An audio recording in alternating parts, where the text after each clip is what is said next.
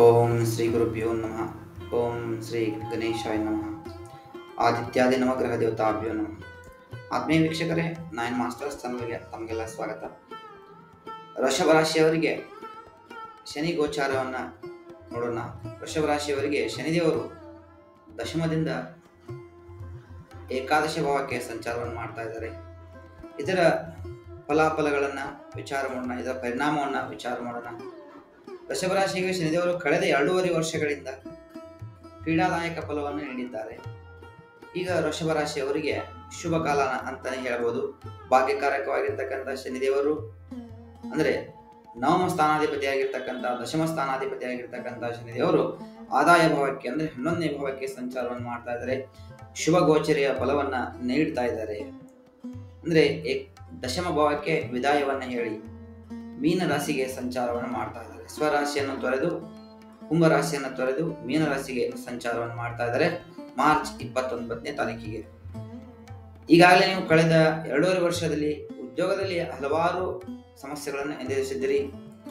ಉದ್ಯೋಗ ಸ್ಥಾನದಲ್ಲಿನ ಶನಿದೇವರು ಸ್ಥಳಾಂತರಗೊಳ್ಳುವುದರಿಂದ ಉದ್ಯೋಗದಲ್ಲಿನ ಸಮಸ್ಯೆಗಳು ಏನಪ್ಪಾ ಅಂತಂದ್ರೆ ದೂರ ಆಗಲಿವೆ.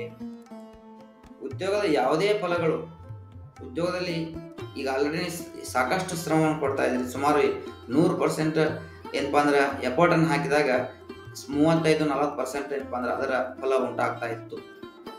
ಆದರೆ ದಶಮ ಸ್ಥಾನದಿಂದ ಆದಾಯ ಸ್ಥಾನಕ್ಕೆ ಸಂಚರಿಸುವ ಶನಿದೇವರು ನಿಮಗೆ ಉದ್ಯೋಗದಲ್ಲಿ ಉನ್ನತಿಯ ಪರ್ವವನ್ನು ಸೃಷ್ಟಿಸ್ತಾ ಇದ್ದಾರೆ. ಉದ್ಯೋಗದಲ್ಲಿ ಯಶಸ್ಸನ್ನು ತಂದುಕೊಡ್ತಾ ಇದ್ದಾರೆ. ಇದು ಶನಿದೇವರ ಪ್ರಪ್ರಥಮವಾಗಿರ್ತಕ್ಕಂಥ ವರದಾನ ಅಂತ ನಾವು ಹೇಳಬಹುದು.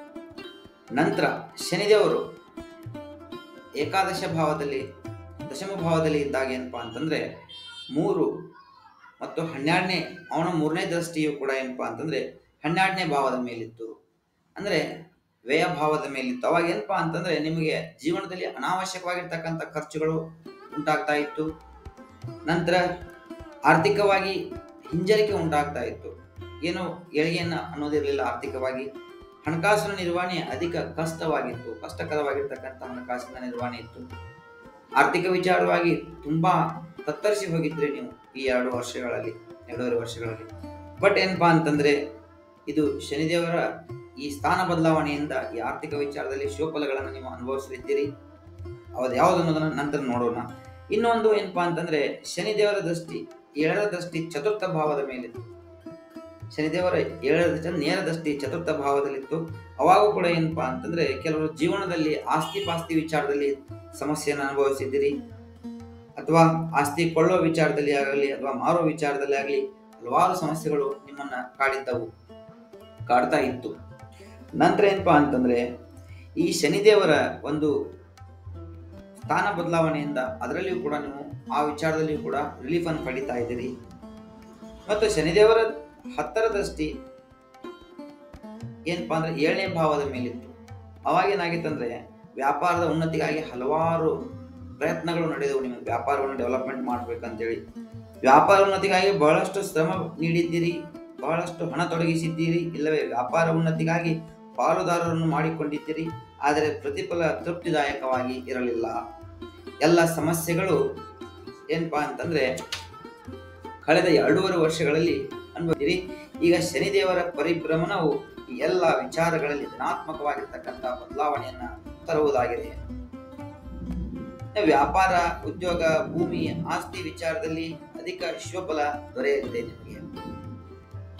ವಾಯು ತತ್ವದ ರಾಶಿಯಾಧಿಪತಿಯಾಗಿ ಶನಿ ಜಲತತ್ವದ ರಾಶಿಯಲ್ಲಿ 11ನೇ ಭಾವದಲ್ಲಿ ಪ್ರವೇಶಿಸುವುದರಿಂದ ಆರ್ಥಿಕವಾಗಿ ಸಬಲರೇ ಆಗುತ್ತೀರಿ.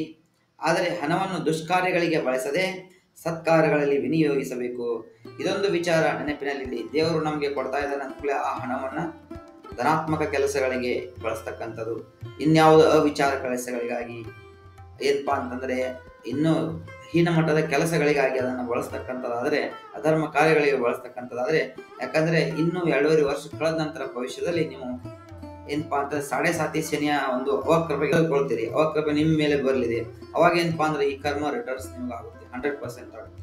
ಅದಕ್ಕೆ ಏನಪ್ಪಾ ಅಂದ್ರೆ ನಿಮಗೆ ಈಗ ಶನಿದೇವರು ಶುಭ ಇದ್ದಾಗ ಆರ್ಥಿಕವಾಗಿ ಏನೋ ನಿಮ್ಗೆ ಬಲ ದೊರೀತಾ ಇದೆಯೋ ಆ ಹಣದ ಸದ್ವಿನಿಯೋಗವಾಗಬೇಕು. ದಾನ ಧರ್ಮಾದಿಗಳಿಗೆ ಹಣವನ್ನು ವಿನಿಯೋಗ ಮಾಡುವುದರಿಂದ ಇನ್ನು 2.5 ವರ್ಷ ಕಳೆದ ನಂತರ ಬರ್ತಕ್ಕಂಥ ಸಾಡೆ ಸಾತಿಯ ಪ್ರಥಮ ಹಂತದಲ್ಲಿ ನೀವು ಸ್ವಲ್ಪ ಆರ್ಥಿಕವಾಗಿ ಹಿಂಜರಿಕೆಯಿಂದ ಪಾರಾಗಲು ಸಾಧ್ಯವಾಗುತ್ತದೆ. ಇದೊಂದು ವಿಚಾರವನ್ನು ಮಾತ್ರ ನೆನಪಿನಲ್ಲಿ ಹಣದ ಸದ್ವಿನಿಯೋಗವನ್ನು ಮಾಡಿಕೊಳ್ಳಿ. ದುಷ್ಕಾರ್ಯಗಳಿಗೆ ಹಣ ಬಳಸಲಿಕ್ಕೆ ಹೋಗಬೇಡಿ. ಯಾಕಂದ್ರೆ ಧರ್ಮಸ್ಥಾನಾಧಿಪತಿಯಾಗಿರ್ತಕ್ಕಂಥ ಶನಿದೇವರು ಧರ್ಮವನ್ನು ವಿಚಾರವನ್ನು ಮಾಡಿ ಕರ್ಮ ಫಲವನ್ನ ಕೊಡ್ತಾರೆ. ಅದೊಂದು ನಮಗೆ ಮನಸ್ಸಿನಲ್ಲಿ ನೆನಪಿಟ್ಟುಕೊಳ್ಳಿ. 11ರಲ್ಲಿ ಸಂಚರಿಸುವ ಶನಿದೇವರು ಅನೇಕ ಮೂಲಗಳಿಂದ ಹಣದ ಹರಿವು ದೊರೆಯುವಂತೆ ಮಾಡುತ್ತಾರೆ. ಈ ರಾಶಿಯವರ ಆರೋಗ್ಯ ಸ್ಥಿತಿ ಉತ್ತಮವಾಗುವುದು, ತಮ್ಮ ಕಾರ್ಯಕಲಾಪಗಳಲ್ಲಿ ಹೊಸ ಭರವಸೆ ಮತ್ತು ಆತ್ಮವಿಶ್ವಾಸ ಮೂಡಲ್ಪಡುವುದು, ವೃತ್ತಿಯಲ್ಲಿ ಗೌರವ ಸ್ಥಾನಮಾನಗಳನ್ನು ಮತ್ತು ಉನ್ನತ ಹುದ್ದೆಗಳಿಗೆ ಭರ್ತಿ ಹೊಂದುತ್ತಾರೆ. ಯಾರು ವೃತ್ತಿಯಲ್ಲಿ ವೃತ್ತಿ ಜೀವನದಲ್ಲಿ ಇದ್ದೀರಿ, ಯಾರು ಸರ್ಕಾರಿಯ ಒಂದು ಹುದ್ದೆಯಲ್ಲಿದ್ದೀರಿ, ಅವರು ಕೂಡ ಏನಪ್ಪಾ ಅಂತಂದ್ರೆ ಉದ್ಯೋಗದಲ್ಲಿ ಬಡ್ತಿಯನ್ನು ಅನುಭವಿಸ್ತಕ್ಕಂಥದ್ದು, ಮೇಲಿನ ಸ್ಥಾನಕ್ಕೆ ಏರ್ತಕ್ಕಂಥದ್ದು ಉಂಟಾಗ್ತದೆ. ರಾಜಕೀಯ ಕ್ಷೇತ್ರದಲ್ಲಿ ಕೆಲಸಗಳನ್ನು ಮಾಡುತ್ತಿದ್ದರೆ ಅಥವಾ ಅಂಥವರು ಜನಪ್ರಿಯತೆ ಗಳಿಸಿಕೊಳ್ಳುತ್ತೀರಿ, ಒಳ್ಳೆಯ ಸ್ಥಾನ ಹೊಂದುವಿರಿ. ಮನೆಯಲ್ಲಿ ಹೆಣ್ಣು ಮಗುವಿನ ಜನನದ ವಾರ್ತೆಗಳು ಕೇಳುತ್ತೀರಿ. ಯಾರು ರಾಜಕೀಯ ರಂಗದಲ್ಲಿದ್ದೀರಿ ಅವರಿಗೂ ಕೂಡ ಏನಪ್ಪಾ ಅಂತಂದ್ರೆ ಮೇಲಿನ ಹಿರಿಯ ಒಂದು ರಾಜಕೀಯ ನಾಯಕರಿಂದ ಕೃಪೆ ಪಾತ್ರರಾಗಿ ಮೇಲಿನ ಒಂದು ಸ್ಥಾನವನ್ನು ನೀವು ಏನಪ್ಪಾ ಅಂದ್ರೆ ಗಿಟ್ಟಿಸಿಕೊಳ್ಳಿಕ್ಕೆ ಸಾಧ್ಯ ಆಗುವ ಒಂದು ಸಾಧ್ಯತೆಗಳು ಕೂಡ ಇದ್ದಾವೆ. ಇನ್ನು ದಾಂಪತ್ಯ ಸೌಖ್ಯವನ್ನು ನೋಡೋದಾದ್ರೆ ದಾಂಪತ್ಯ ಸೌಖ್ಯ ಚೆನ್ನಾಗಿ ಅನುಭವಿಸುವಿರಿ. ಆದರೆ ದಾಂಪತ್ಯದ ಹೊರಗಿನ ಸಂಬಂಧಗಳೇನಾದರೂ ಇದ್ದರೆ ನಿರ್ದಾಕ್ಷಿಣ್ಯವಾಗಿ ತೊರೆದು ಬಿಡಿ. ಭವಿಷ್ಯದಲ್ಲಿ ಹಗರಣ ಉಂಟಾಗಿ ಧನಹಾನಿಗೆ ಮಾನಹಾನಿಗೆ ಕಾರಣವಾದೀತು, ಎಚ್ಚರ ಅಂತಕ್ಕಂಥ ಹೇಳ್ತಾರೆ. ಅದಕ್ಕೇನಪ್ಪಾ ಅಂದ್ರೆ ವಿವಾಹೇತರ ಬಾಹ್ಯ ಸಂಬಂಧಗಳೇನಾದರೂ ಇದ್ದರೆ ಏನಪ್ಪಾ ಹಗರಣಗಳಾಗಿ ಅವ್ರನ್ನ ನಿಮ್ನ ಇಟ್ಕೊಂಡು ಬ್ಲಾಕ್ ಮೇಲ್ ಮಾಡ್ತಕ್ಕಂಥದ್ದು ಆಗುತ್ತೆ. ಅದಕ್ಕೇನಪ್ಪಾ ಅಂದ್ರೆ ಸ್ವಲ್ಪ ಕೇರ್ಫುಲ್ ಆಗಿ ನಿಮ್ಮ ಒಂದು ವೈವಾಹಿಕ ಜೀವನವನ್ನ ಬೇರೆ ಹೊರಗಿನ ಪ್ರೇಮ ಜೀವನ ಸಂಬಂಧಗಳನ್ನ ಹ್ಯಾಂಡಲ್ ಮಾಡಿ. ವಿವಾಹೇತರ ಸಂಬಂಧಗಳೇನಾದ್ರೂ ಇದ್ರೆ ಅವರನ್ನು ತೊರೆದು ಬಿಡುವುದು ತುಂಬಾ ಒಳ್ಳೆಯದು. ಸಾಧ್ಯವಾದಷ್ಟು ಅಧರ್ಮದ ಕಾರ್ಯಗಳಿಂದ ದೂರವಿದ್ದಷ್ಟು ಶನಿದೇವರು ನಿಮಗೆ ಒಳ್ಳೆಯ ಫಲಿತಾಂಶ ನೀಡುತ್ತಾನೆ. ಯಾವುದೇ ರೀತಿಯ ಕಾನೂನು ಬಾಹಿರ ಚಟುವಟಿಕೆಯನ್ನು ನಿಲ್ಲಿಸಿ ಬಿಡಿ. ಶನಿದೇವರು 2.5 ವರ್ಷ ಒಳ್ಳೆಯ ಆರ್ಥಿಕ ಬಲ ನೀಡಿರುತ್ತಾರೆ. ಆದರೆ ತನಗೆ ಅಲ್ಲದ ಬೇರೆಯವರ ಹಣಕ್ಕೆ ಆಸೆ ಮಾಡಬೇಡಿ. ನೋಡಿ, ಆಗಲಾದ್ರೂ ಹೇಳಿದ್ದೀನಿ, ಈಗ ಹೇಳ್ತಾ ಇದ್ದೀನಿ, ನಿಮ್ಮದಲ್ಲದ ಯಾವುದೇ ಒಂದು ಸ್ವತ್ತಿಗಾಗಿ ನೀವು ಆಸೆಯನ್ನು ಮಾಡ್ಲಿಕ್ಕೆ ಹೋಗ್ಬೇಡಿ. ಯಾಕೆ ಕರ್ಮ ಫಲದಾತ ಶನಿ ಇನ್ನು 2.5 ವರ್ಷದ ನಂತರ ಆ ಕರ್ಮನ ರಿಟರ್ನ್ ನಿಮಗೆ ಕೊಟ್ಟಂತ ಸಮಸ್ಯೆಯನ್ನು ನೀವು ಅನುಭವಿಸ್ತೀರಿ. ಯಾವುದೇ ಸಮಯದಲ್ಲಿ ಸ್ನೇಹಿತರು ನಿಮಗೆ ಸಹಕಾರ ನೀಡಲು ಸಿದ್ಧರಿರುತ್ತಾರೆ. ಒಟ್ಟಾರೆಯಾಗಿ ಶನಿದೇವರು ಮನೆ, ಧಾನ್ಯ, ಆಹಾರ, ಐಷಾರಾಮಿ ಜೀವನ ಇತ್ಯಾದಿಗಳಿಂದ ಶುಭಫಲ ನೀಡಲಿದ್ದಾರೆ.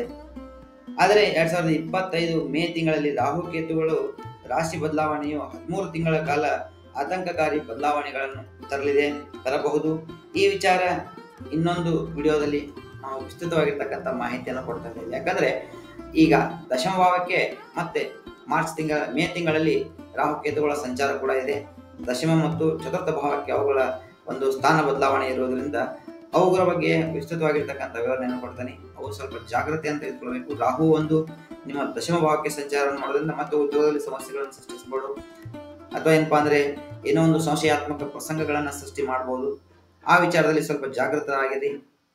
ಇದರ ಸಂಪೂರ್ಣ ವಿಸ್ತೃತವಾಗಿ ವಿಡಿಯೋವನ್ನ ಸಂಪೂರ್ಣವಾಗಿರ್ತಕ್ಕಂಥ ಒಂದು ಫಲಗಳನ್ನ ಮತ್ತು ಪರಿಹಾರ ಕ್ರಮಗಳನ್ನ ನಮ್ಮ ನಂತರ ವಿಡಿಯೋದಲ್ಲಿ ಹೇಳ್ಕೊಡ್ತೇವೆ. ಅಲ್ಲಿ ಮಟ್ಟ ಏನಪ್ಪಾ ಅಂತಂದ್ರೆ ನಿಮಗೆ ರಾಹು ಒಂದು ಕೇತುಗಳ ಒಂದು ಸಮಸ್ಯೆ ಉಂಟಾಗ್ತದೆ ಈ ಜಾತಕದ ಈ ವರ್ಷದಲ್ಲಿ. ಅದಕ್ಕೆ ಏನ್ ಮಾಡ್ರಿ ಅಂತಂದ್ರೆ 13 ತಿಂಗಳ ಕಾಲ ಅವ್ರು ನೆಗೆಟಿವ್ ಫಲವನ್ನು ಕೊಡ್ತಾರೆ. 13 ತಿಂಗಳು ಅದಕ್ಕೆ ಏನ್ ಮಾಡ್ರಿ, ದುರ್ಗಾದೇವಿ ಆರಾಧನೆಯನ್ನು ಮಾಡ್ತಕ್ಕಂಥದ್ದು, ಗಣೇಶನ ಆರಾಧನೆಯನ್ನು ಮಾಡ್ತಕ್ಕಂಥದ್ದನ್ನು ಮಾಡಿ, ಗಣೇಶನ ಒಂದು 108 ನಾಮಾವಳಿಗಳನ್ನ ಪಠನೆ ಮಾಡೋದಾಗಿರಲಿ, ಇವೆಲ್ಲವನ್ನು ಮಾಡ್ಕೊಳ್ಳಿ. ಇದನ್ನು ನೀವು ಧನಾತ್ಮಕವಾಗಿರ್ತಕ್ಕಂಥ ಫಲಿತಾಂಶವನ್ನು ನೀವು ಕಾಣಲಿದ್ದೀರಿ. ಇದಿಷ್ಟು ವೃಷಭ ರಾಶಿಯವರ ಶನಿ ಗೋಚಾರ ಫಲವಾಗಿರುತ್ತದೆ. ಎಲ್ಲರಿಗೂ ಒಳ್ಳೆಯದಾಗಲಿ. ನಮಸ್ಕಾರ.